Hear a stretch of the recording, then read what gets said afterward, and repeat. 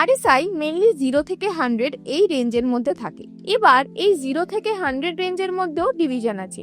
RSI যখন 70-র উপরের দিকে যায় তখন আমরা বুঝি ওই স্টকটা ওভারবট হয়ে গেছে। এবার আমরা বুঝি ওভারবট জিনিসটা কি। এই ওভারবট হচ্ছে যখন কোনো একটা স্টক অনেক দিন ধরে উপরে চলেই যাচ্ছে, অনেকটা উপরে চলে গেছে, তখন একটা টাইম তো আসবে যে স্টকটা কনসিডারেট করার জন্য নিচে আসবে বা পুল ব্যাক নেবে। সেই সিচুয়েশনটাকে আমরা বলি ওভারবট। এবারে স্টকটা নিচের দিকে আসতে পারে।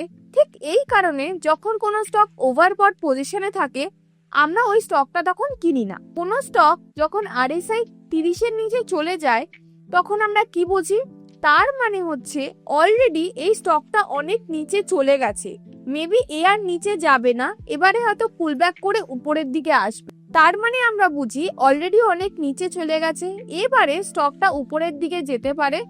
ওই টাইমে যারা ওই স্টকটা বাই করতে চায় তাদের জন্য ভালো অপরচুনিটি, এবার মেবি স্টকটা উপরের দিকে যাওয়া শুরু করবে।